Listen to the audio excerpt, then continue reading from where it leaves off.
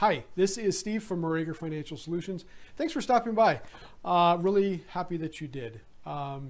This is a series on pricing, and it'll certainly be educational, helpful for both consumers and also for business owners. We've already started our series on pricing signals, consumer perception of prices, how it feels, how they hear them. And also the 9 ways that they perceive them and their sensitivity models. And today we're going to talk about pricing objectives. And this is more big picture. This is where companies are in their marketplace, theories on how prices are set in general. And the first one really is that prices, we've been told since middle school that prices are based on profit, on supply and demand, profit and loss, of course.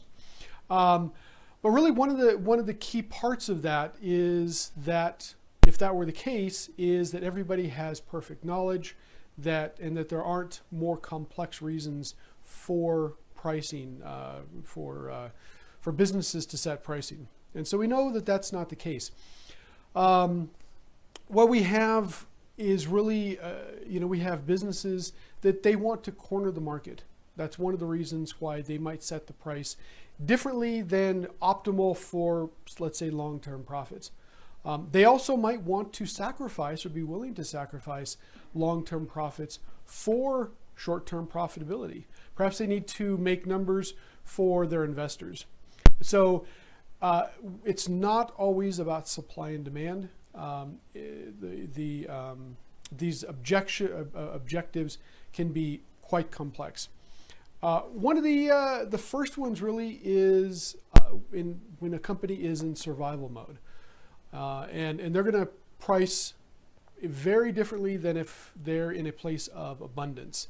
So they're going to try to do everything they can to perhaps even risk long-term profitability for short-term profitability. So they will do whatever they can to move product, to get as many pieces out the door as possible so that they can survive.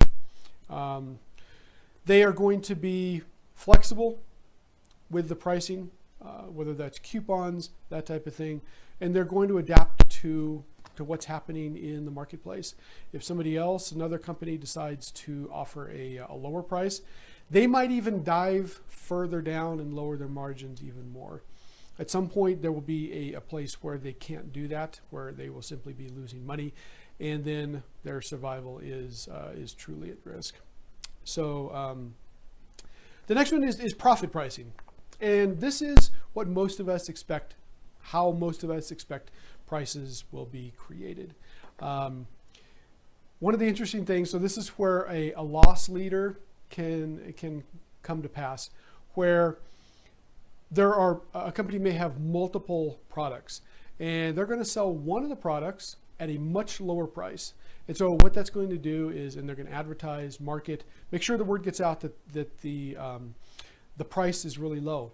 And then what they do is, and this is typically for bricks and mortar, but it can also certainly be for online, where they go to get this product and there's a big sign about some other product that the company is offering. And that's where the big profits are made. So that's the loss leader is a time-tested, very successful way of bringing in new clients. Lose money on one product, make money on another product. So in this scenario, there really typically has to be a trade-off between high volume, low margin, or low volume, high margin. So commodities would be the first one, where grains, millions of tons of grains are sold every day probably.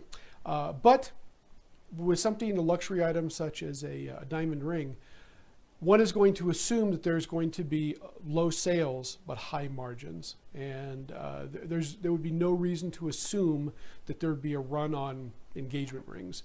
Well, of course, there are times when that might happen, such as Valentine's Day, but typically that wouldn't happen. So there's that that piece as far as the profit pricing as well. And also with profit pricing, one of the ways to increase profits is to have the confidence that a huge number of items of a certain one of your products is going to sell a lot.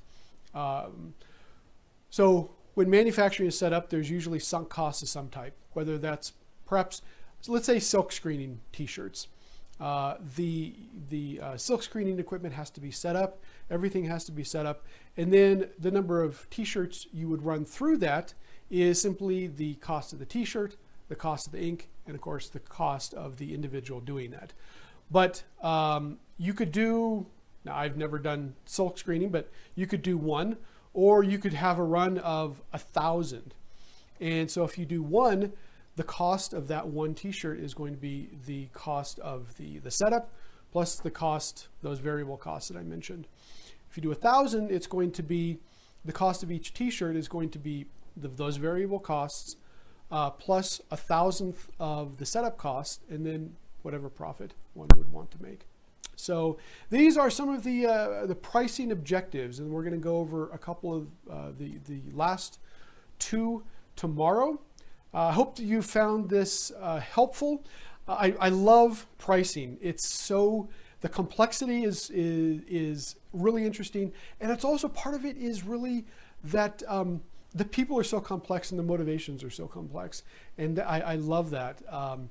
So if you have a business and you would like to talk for half an hour, whatever time it might be, give us a call, give us an email, whatever it might be. We'd love to talk with you. Thanks for stopping by, and have a great rest of the day. Cheers. For more tips on product pricing, visit the website in the description box below.